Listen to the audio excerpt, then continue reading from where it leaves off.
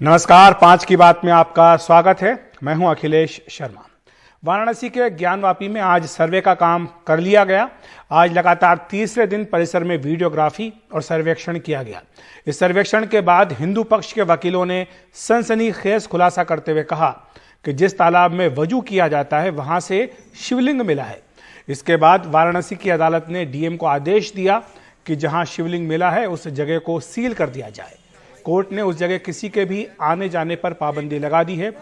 वहीं मुस्लिम पक्ष के वकीलों ने कहा कि वो तालाब को सील करने के आदेश को चुनौती देंगे। सर्वे कमीशन की रिपोर्ट कल कोर्ट में पेश की जाएगी। कोर्ट ने कल यानी 17 तारीख तक सर्वे रिपोर्ट जमा कराने के आदेश दिए थे। आपको बताएं कि ज्ञानवापी मस्जिद में सर्वे के खिलाफ मस्जिद कमेटी की याचिका पर कल सुप्रीम कोर्ट में भी सुनवाई होनी है। जस्टिस DY चंद्रचूड़ और जस्टिस PS नरसिम्हा की पीठ इस याचिका पर सुनवाई करेगी। ज्ञानवापी विवाद मामले में याचिकाकर्ता अंजुमान इंतजामिया मस्जिद कमेटी ने ज्ञानवापी में सर्वे पर रोक लगाने की मांग की है। और सर्वे के बाद हिंदू पक्ष के वकीलों ने वजू वाले तालाब से शिवलिंग मिलने का दावा किया, लेकिन मुस्लिम पक्ष के वकीलों ने इस दावे को गलत बताया। तमाम साक्ष्य जिसकी कल्पना हम लोगों ने, जिसका दावा हम लोगों ने पेश किया था, आज वो सारे दावे हम लोगों के सामने पुष्ट होकर निकल के बाहर आ गए हैं। कहाँ से निकले हैं वो दावे? पुष्ट कहाँ से? आज तालाब की पानी निकलवाया गया, उसी में हम लोगों को साक्ष्य ढूंढना था, आज मिले हैं। वो तालाब क्या, जो वजू का उनका तालाब? बिल्कुल, जो वजू जिसमें करते हैं वो चीजें मिल गई हैं। तो वो तालाब मिल गया, उसमें शिवलिंग मिला? क्या मिला? अब दर्शन दिया ईश्वर ने, बाबा भोलेनाथ ने दर्शन दे दिया है। तालाब में कहा गया काला पत्थर मिला हुआ है। अरे कुछ नहीं भाई, आप लोग कुछ नहीं, रिपोर्ट आने दीजिए। अच्छा, आप लोग संतुष्ट हैं कार्रवाई से? बिल्कुल संतुष्ट हैं। कल कार्रवाई का रिपोर्ट सबमिट होगी? कल सबमिट होगी। अभय जी ये जानना चाह रहे थे कि आज क्या क्या हुआ, सर्वे में क्या हुआ? सर्वे में जो कल का पार्ट बचा हुआ था उसका सर्वे हुआ है। वहीं बाद में मुस्लिम पक्षकारों ने हिंदू पक्ष के वकीलों के दावे को नकारते हुए कहा कि जिस वस्तु के शिवलिंग होने का दावा किया जा रहा है दरअसल वो एक फव्वारा है। उनसे बात की हमारे सहयोगी सौरभ शुक्ला और अजय सिंह ने। ज्ञानवापी मस्जिद को लेकर के अब विवाद गहराता जा रहा है। हिंदू पक्ष ने दलील दी जाके कोर्ट में कि आज जो वजू खाना है, जहां पर वजू करते हैं मुसलमान नमाज से पहले, हाथ धोते हैं, प्यूरिफिकेशन करते हैं, वहां पर पानी निकालने के बाद उनका दावा है कि शिवलिंग मिला है। अब इस बात को लेकर वो कोर्ट चले गए और उन्होंने कहा कि इसको सील कर दिया जाए, और कोर्ट ने भी आदेश दे दिया कि DM साहब जा करके उस पूरे तालाब को, उस पूरे वजू खाना को सील कर दें।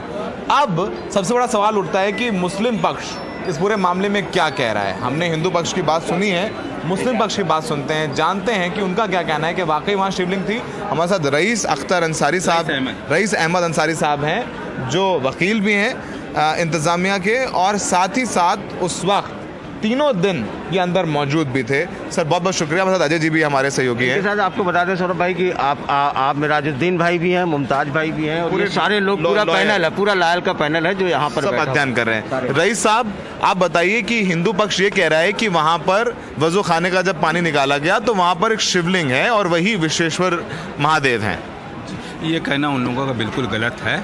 पानी वजू खाने का हम लोगों ने निकलवा दिया सुबह, और पानी निकलवाने के बाद वजू खाना करीब लगभग, हमको जहाँ तक लगता है, नाप तो हमें सही नहीं मालूम, उसकी लगभग 20 या 25 बाई 25 या 30 बाई 30 का ऐसा वो एक हाउस है वजू खाना। उसके चारों तरफ कम से कम 30 से 35 जो है टोटी लगी हुई है, जिसे मुसलमान लोग वजू बनाते हैं, और वो वजू खाना पुराना है।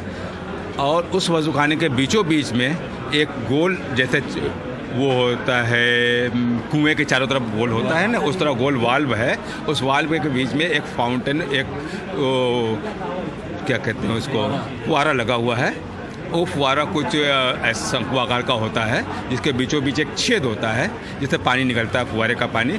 क्योंकि जो बहुत पुराना हो गया है और वो फुहारा, उससे पानी निकलना बंद हो गया, लेकिन छेद आज भी है। हमने जब उसको साफ़ करवाया पानी, उसको इन लोगों ने धुलवाया, कमिश्नर महोदय ने। आपने जब देखा तो क्या आपने कुछ सीख डाल के कुछ करके? हमने कमिश्नर महोदय से कहा कि इसको बीच में देखिए छेद है, इसमें सीख डाल के देखिए। तो उन्होंने सीख डाला, लंबी सीख डाला, जो लगभग 30 से 35 इंची लंबी थी।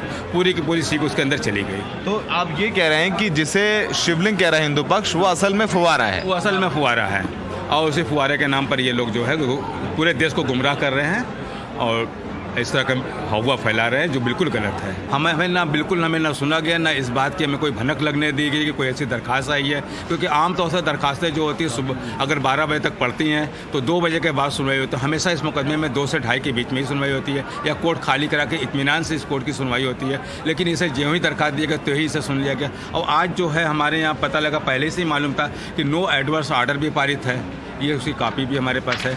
मतलब नो एडवर्स आर्डर का मतलब नो एडवर्स आर्डर का मतलब कि आज कोई न्यायालय किसी के खिलाफ एकपक्षीय रूप से कोई भी आदेश पारित नहीं करेगी।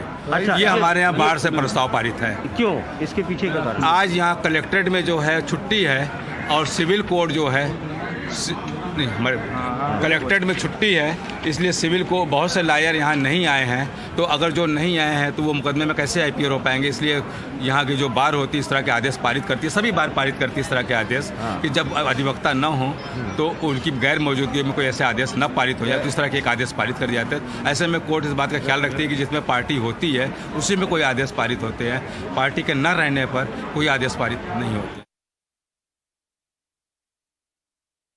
तो आज के इस पूरे घटनाक्रम पर चर्चा करने के लिए हमारे साथ 3 खास मेहमान जुड़ रहे हैं। हमारे साथ रतन शारदा जी हैं जो कि RSS विचारक हैं, सैयद अतहर हुसैन देहलवी जी हैं जो कि चेयरमैन हैं अंजुमन मिनहाज रसूल के, और साथ ही शरद प्रधान जी हैं जो कि वरिष्ठ पत्रकार हैं। आप तीनों का बहुत बहुत स्वागत है NDTV इंडिया पर। सबसे पहले रतन शारदा जी आपके पास आना चाहूँगा।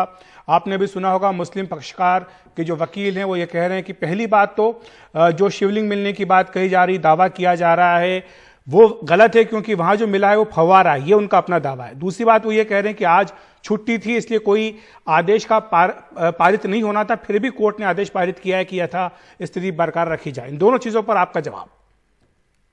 देखिए, पहली बात है कि अगर ये हिंदू पक्ष एक कह रहा है और मुस्लिम पक्ष एक कह रहा था, इसमें बहस करने का मुद्दा ही नहीं है। जब वो रिपोर्ट बाहर आएगी, रिपोर्ट सबको मिलेगी तो दूध का दूध पानी का पानी हो जाएगा। तो उसके ऊपर बहस करना कोई पक्ष नहीं मेरे लिए, क्योंकि पक्ष दोनों अपनी अपनी बात रख रहे हैं। तो इसके ऊपर बहस करना उचित नहीं है जब तक कोर्ट के वास्तव वीडियोग्राफी बाहर नहीं आती।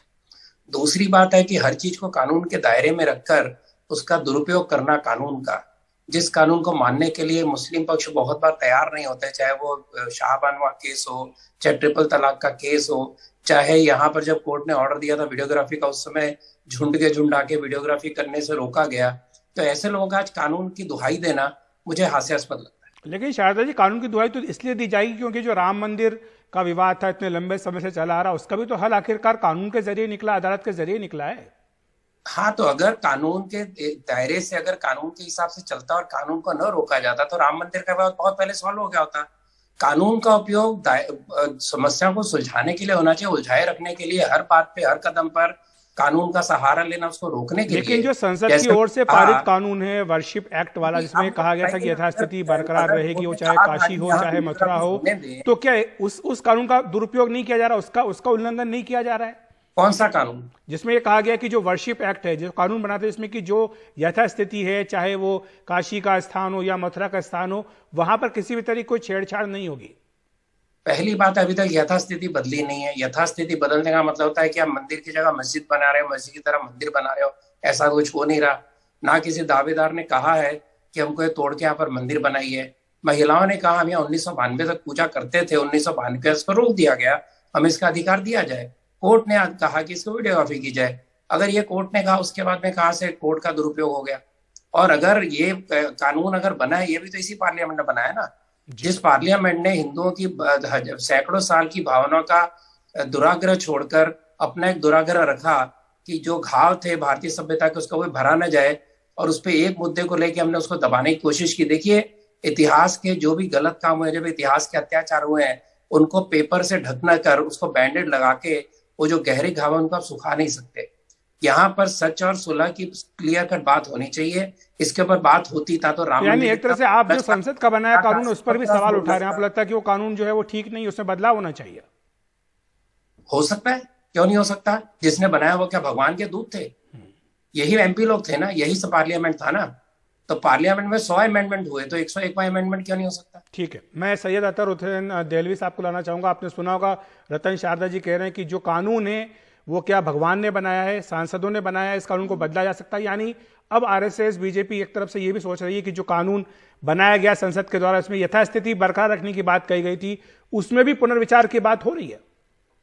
देखिए बिल्कुल अखिलेश जी, मैं समझता हूं कि जितनी बड़ा उनके पास आज की तारीख में मैंडेट है, उनके लिए आज के दौर में कुछ भी करना कोई बहुत मुश्किल काम नहीं है। बहुत कोई मुश्किल काम मुझको नहीं लगता। मैं 2-3 चीजें बड़े अदब के साथ आपके माध्यम से इनसे पूछना चाहता हूँ। पहली चीज तो ये थी कि जो चीज शरद जी यहाँ बैठे हुए हैं कि जो चीज 91 के अंदर या उसके बाद 2019-21 के अंदर जिस पे स्टे हो गया था, उस स्टे को कलअदम करार देने के लिए श्रद्धालुओं के माध्यम से जाया गया। और एक चीज सब हम जानते हैं कि इसमें मैं आज कोई हिंदू मुसलमान की बात नहीं करूंगा, मैं सीधे कानूनी तौर से एक बात जानना चाहता हूँ। मुझे उम्मीद है कि शायद हमारे शारदा जी उसका जवाब दे दें। सर्वोच्च न्यायालय ने ये कहा कि आर्बिट्रेटर अगर मियाँ बीवी के दरमियान भी अगर एक आर्बिट्रेटर आप तय करेंगे, उसमें भी आपको पूछना पड़ेगा। लेकिन यहाँ पर आपने मुस्लिम पक्ष से पूछे बगैर, उनका नाम लिए बगैर तो बहुत दूर की बात है, कोर्ट जो है वो 3 लोगों में से जो एक आदमी को जो एडवोकेट कमिश्नर नियुक्त कर देता है और दूसरे पक्ष की बात ही नहीं सुनता है। दूसरा, जो हौज है, जो तालाब है, साल में 2 मरतबा उसकी सफाई होती है और मैंने खुद देखा है कि वहां पर वो जो चीज है वो फुवारे का हिस्सा है। अंतिम और आखिरी बात जो आज कोर्ट ने कहा, जिस तरीके से अभी आप बार काउंसिल के मेंबर की बात बता रहे थे कि आज कोई फैसला नहीं दिया जा सकता था, आपने स्टे लगा दिया। एक प्रैक्टिस जो वहां नमाज चल रही है, आपने उसमें बाधा डाल दी ना। तो क्या आपको ऐसा लगता है कि एक तरह से ये जो है जिन जो है बोतल से बाहर निकल गया है और जो पूरा मामला है वो कुछ वैसा ही रुख अख्तियार करता जा रहा है जैसा कि अयोध्या में हुआ था? वहां पर भी पहले जो है वो नमाज पढ़ने पर रोक लगाई गई थी, फिर उसके बाद ताला लगाया गया, फिर बाद में ताला खोला गया। आपको लगता है कि पूरा घटनाक्रम उसी दिशा में जा रहा है? अखिलेश जी, मैं समझता हूं कि आज तमाम डिबेट में ये सवाल सिर्फ आपने करा है। मैं बहुत सारी डिबेट में बैठा, अभी तक कोई सवाल को नहीं कर रहा।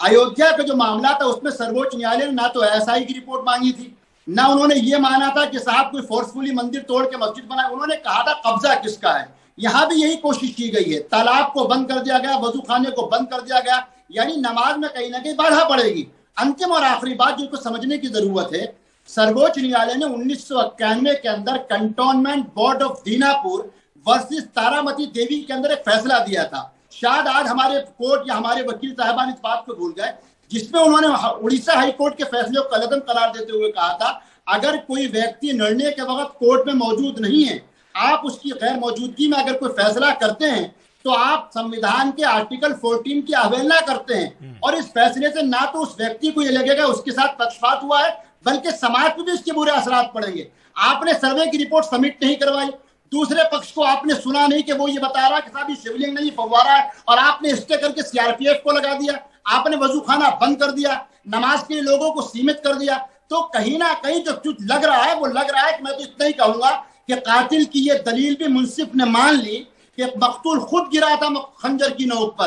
तो कल सर्वोच्च न्यायालय लोग जाएंगे और हम अपनी बात वहां रखेंगे। कल का दिन तो खैर काफी अहम है क्योंकि दोनों ही जगह इस पर होगी बात, कोर्ट में भी जहां पर कि सर्वे की रिपोर्ट आनी है और यहाँ सुप्रीम कोर्ट में भी दिल्ली में सुनवाई इस पूरे मसले पर होनी है। लेकिन शरद प्रधान जी को मैं जानना चाहूंगा, शरद जी आज का जो घटनाक्रम है, एक वरिष्ठ पत्रकार होने के नाते आप किस तरह से इसको देखते हैं? क्योंकि जो दावे किए जा रहे हैं दोनों एक दूसरे के परस्पर विरोधी दावे हैं और मामला अदालत में है।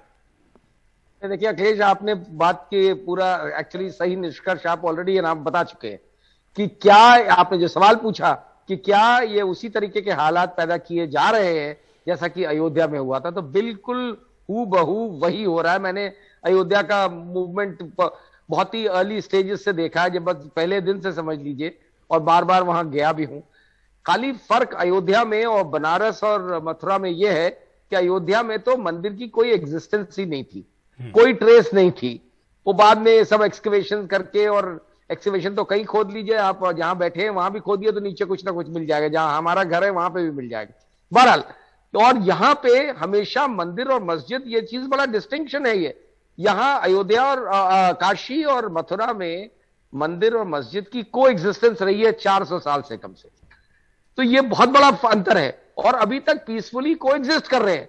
अब ये जब से बीजेपी सरकार आई है, इनका उद्देश्य, क्योंकि सारा इनकी राजनीति केवल हिंदू मुसलमान डिवाइड पे बनी है और यही इनका एक जरिया रहा है। लेकिन शरद जी, इसमें मैं आपको इसलिए रोकना चाहूंगा क्योंकि जो बात आपने कही कि बीजेपी के आने के बाद, लेकिन ये जो पूरा मामला अदालत में है ये तो काफी लंबे समय से चला आ रहा है। अगर आप इतिहास उठा करके देखेंगे तो ज्ञानव्यापी मस्जिद का जो सर्वेक्षण का मामला है ये भी काफी लंबे समय से अदालतों का हिस्सा बना रहा है कार्यवाही।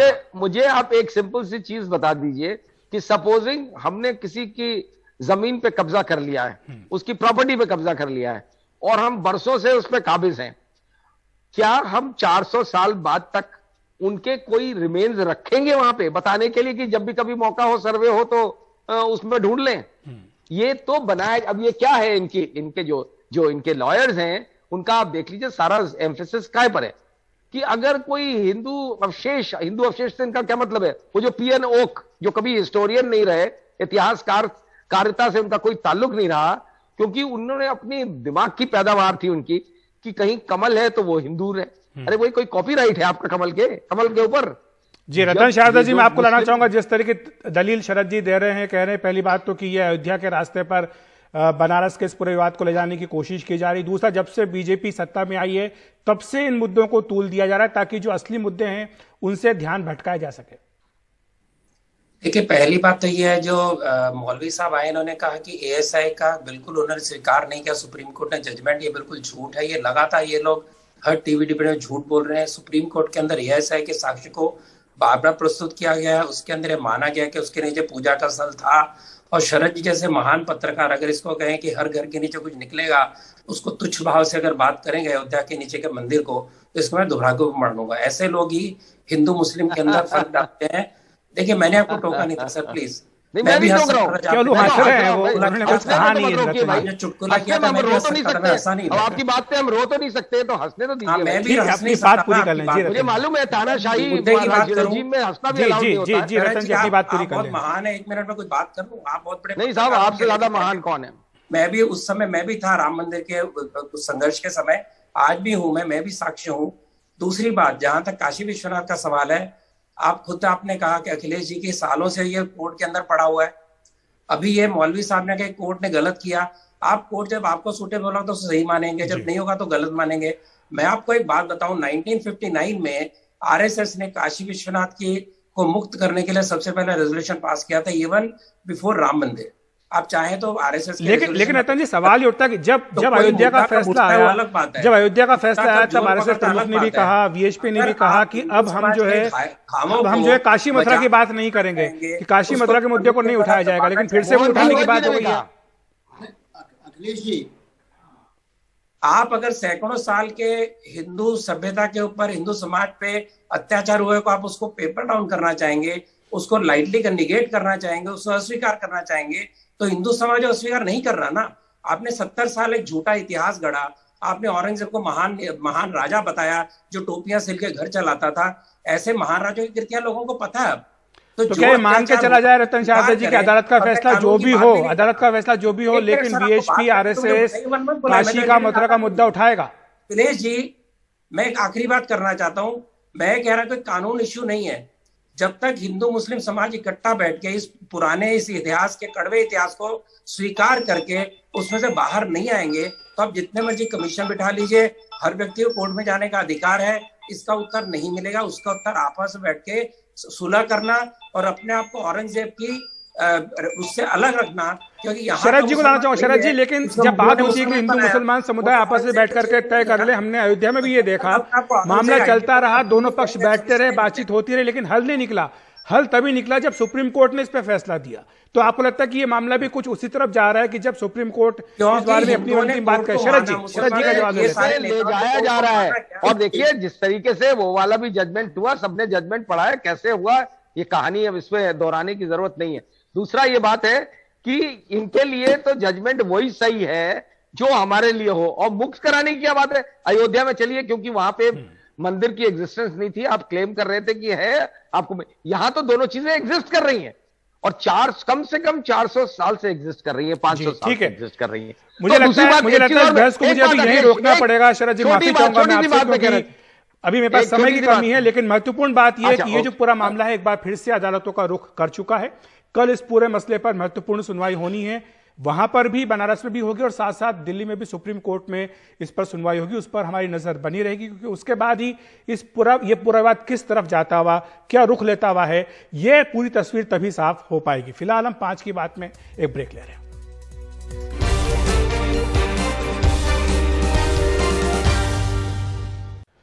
मराठी अभिनेत्री केतकी चिंतल की मुश्किलें और बढ़ गई हैं। एनसीपी प्रमुख शरद पवार के खिलाफ सोशल मीडिया पर आपत्तिजनक और अपमानजनक पोस्ट अपलोड करने के मामले में उनके खिलाफ मुंबई, ठाणे, पुणे, नासिक और धुले में केस दर्ज किए गए हैं। इन 5 जगहों पर उनके खिलाफ मानहानि, लोगों में विद्वेष फैलाने की धाराओं में मुकदमे दर्ज किए गए हैं। केतकी को ठाणे पुलिस ने नवी मुंबई से गिरफ्तार किया है। 29 वर्षीय मराठी एक्ट्रेस केतकी को कल अदालत के सामने पेश किया गया, जिसने 18 मई तक के लिए उन्हें पुलिस हिरासत में भेज दिया। ठाणे क्राइम ब्रांच और बाकी पुलिस टीम आज अभिनेत्री चितले को लेकर उनके कलबोली वाले घर पहुंची। पुलिस की टीम केतकी का फोन और लैपटॉप सीज करके वहां से निकली।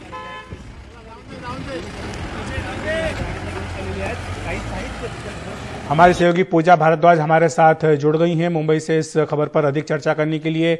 हमने देखा कि इस मामले पर जो सुप्रिया सुले है उनकी टिप्पणी भी आई है, तो एक तरह से राजनीतिक मामला भी बनता जा रहा है। जी बिल्कुल अखिलेश, और इस वक्त मैं उसी घर के बिल्कुल बाहर हूँ, एवलॉन, जहाँ पर पहले मंजिले पे उनका घर है। जो ठाणे पुलिस की टीम है आज वहाँ पर पहुँची थी, क्योंकि ठाणे में ये मामला दर्ज है नवी मुंबई के पुलिस के सहयोग से, क्योंकि नवी मुंबई ज्यूरिसडिक्शन आता है। महाराष्ट्र में फिलहाल अगर आप देखें तो 5 से ज़्यादा जिलों में कहीं कहीं पर एक जिले में 2 मामले दर्ज हुए हैं। तो इस तरह से महाराष्ट्र पुलिस की कार्रवाई पूरे महाराष्ट्र में देखी जा रही है। कल ही हमने देखा था एनसीपी नेता जितेंद्र आव्हाड ने किस तरह से कहा था कि हम 100 से 200 पुलिस थानों में ये मामला दर्ज करेंगे। जिस तरह से मराठी एक्ट्रेस का ये बयान सामने आया है। न सिर्फ केतकी की गिरफ्तारी हुई है, आपको बता दें कि नासिक जिले से एक छात्र हैं 22 साल के निखिल भामरे, उनकी भी गिरफ्तारी हुई है। उनका भी एक पोस्ट था, आपत्तिजनक बात कही गई है जो मैं इस वक्त दर्शकों को नहीं बता सकती, लेकिन उनके पोस्ट को देखते हुए भी जितेंद्र आव्हाड ने उस पोस्ट पर भी कार्रवाई करने की मांग की थी, जिसके बाद उनकी गिरफ्तारी भी पोस्ट करने के तुरंत बाद हुई है। तो इस तरह से अगर आप देखें इस पूरे मामले पर राजनीतिक यहाँ पर किस तरह से तस्वीरें दिख रही हैं, तो हम देखें विवाद उतना बड़ा भी जिस तरीके से दिख सकता है वो इस तरह से भी नहीं शायद हो, क्योंकि बीजेपी के नेता और पूर्व मुख्यमंत्री देवेंद्र फडणवीस का भी बयान जो सामने आया वो एक तरह से मराठी एक्ट्रेस का जो पोस्ट है उसको वो गलत बता रहे हैं, किस तरह की भाषा का इस्तेमाल नहीं करना चाहिए। इसी के साथ ही एमएनएस के मुखिया राज ठाकरे का भी एक लेटर उन्होंने पोस्ट किया सोशल मीडिया पे, जहां उन्होंने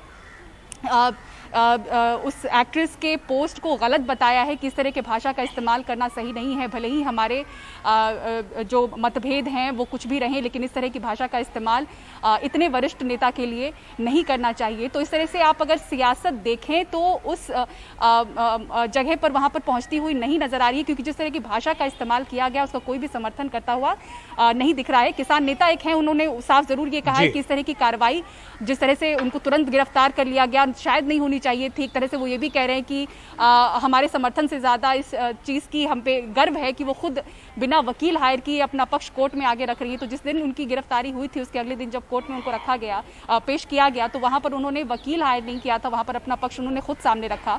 और 18 को जब उनकी पुलिस हिरासत खत्म होगी फिर हम आगे देखेंगे कि एडवोकेट वो हायर करती हैं या नहीं, या खुद अपना पक्ष रखती हैं। तो इस तरह से बस एक किसान नेता है, उनका एक बयान सामने आया। हालांकि आप देखें जो मराठी फिल्म के लोग भी हैं, एक्टर्स हैं, आर्टिस्ट हैं, उनका भी बयान आ रहा है कि इस तरह से इस कदावर नेता के लिए ऐसे भाषा का इस्तेमाल नहीं करना चाहिए जिस तरह से उन्होंने किया। बिल्कुल पूजा, और भाषा का इस्तेमाल नहीं होना चाहिए, लेकिन जो कार्रवाई की गई है क्या वैसी कार्रवाई होनी भी चाहिए, ये भी एक बड़ा सवाल है। क्योंकि अगर आप अभिव्यक्ति की आज़ादी की दुहाई देते हैं तो इस तरह से लोगों को जेल में पकड़ के बंद कर देना क्या ये जायज़ है, ये भी एक बड़ा सवाल है। इस पर चर्चा लगातार होती आई है, आगे भी होती रहेगी। बहरहाल शुक्रिया आपका इस तमाम जानकारी के लिए। 5 की बात में वक्त है एक ब्रेक का। आज बुद्ध पूर्णिमा के अवसर पर प्रधानमंत्री नरेंद्र मोदी एक दिन के नेपाल दौरे पर हैं। पीएम मोदी ने नेपाल के प्रधानमंत्री शेर बहादुर देउबा के साथ लुम्बिनी के महामाया मंदिर में पूजा अर्चना की। वहां कई अन्य कार्यक्रमों में भी उन्होंने हिस्सा लिया। प्रधानमंत्री मोदी ने कहा कि भारत नेपाल के साथ कंधे से कंधा मिलाकर काम कर रहा है। उन्होंने कहा कि सारनाथ, बोधगया और कुशीनगर से लेकर लुम्बिनी तक ये पवित्र स्थान हमारी साझा विरासत और साझा मूल्यों का प्रतीक है। उन्होंने कहा कि आज जिस तरह की वैश्विक परिस्थितियां बन रही हैं उसमें भारत और नेपाल की निरंतर मजबूत होती मित्रता संपूर्ण मानवता के हित का काम करेगी। आज जिस तरह की वैश्विक परिस्थितियां बन रही हैं उसमें भारत और नेपाल की निरंतर मजबूती होती मित्रता, हमारी घनिष्ठता संपूर्ण मानवता के हित का काम करेगी। और इसमें भगवान बुद्ध के प्रति हम दोनों ही देशों की आस्था, उनके प्रति असीम श्रद्धा हमें एक सूत्र में जोड़ती है, एक परिवार का सदस्य बनाती है।